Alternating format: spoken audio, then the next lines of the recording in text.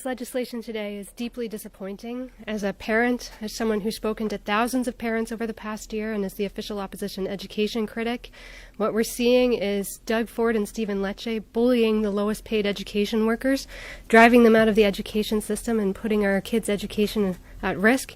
At the end of the day, it's our kids who are going to pay the price, and it's the kids who have the highest needs for accessibility and supports who pay the greatest price. And I think that is incredibly telling about this government. And I'm happy to take your questions. What do you make of the government using the notwithstanding clause again? I think it's incredibly chilling. This isn't the first time we've seen this from this government, that when they don't get their own way, they're prepared to run roughshod over the rights of workers and students. I think it speaks to the extent to which this legislation is a bullying tactic. They say they're doing it, though, to prevent disruptions in schools. I mean, don't students deserve a year without disruptions? Do they not have a point there? Absolutely. And I mean, parents remember which government it was that shut down schools for 27 weeks during the pandemic. The problem is that we're already seeing disruptions because of worker shortages. We're already seeing situations where one EA is being asked to support 6 kids, where schools don't have custodians or ECEs to fill positions.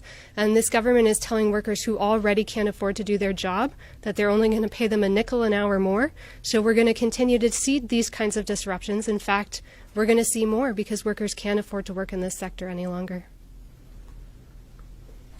So the bill has some fines for illegal strikes, and they're quite onerous. They're $4,000 per the individual and $500,000 for the union.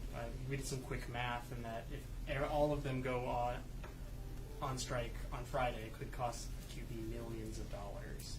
What do you make of that prospect of seeing such a big union get sort of fined into oblivion if they go on strike?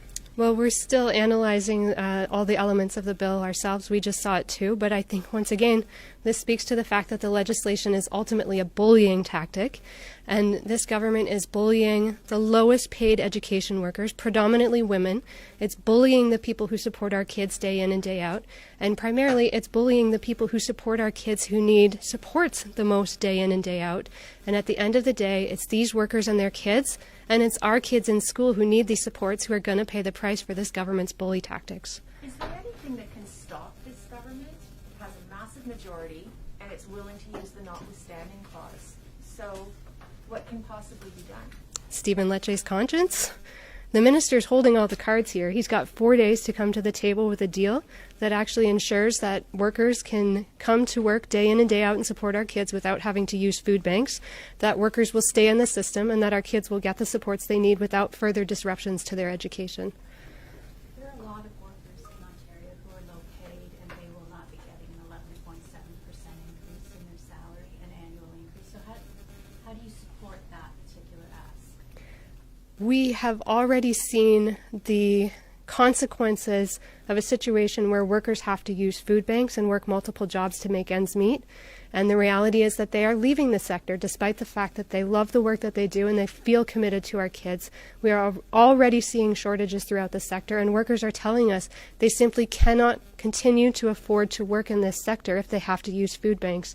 And so if the government wants to follow through on its promise of stability and supports for our kids, then the government is going to have to come to the table with a deal that means these workers can afford to work in the sector, that they don't have to use food banks.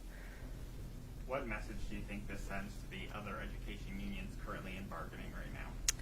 I think it shows that the government is not actually prepared to do what it takes to give our kids a stable year and make sure that they have all the supports that they need. I think it shows that the government is more interested in being a bully than in actually supporting our kids. At the end of the day, it's our kids, it's the parents, and it's the workers throughout the system who pay the price for that. Does the NDP support the idea of going on a protest/strike on Friday?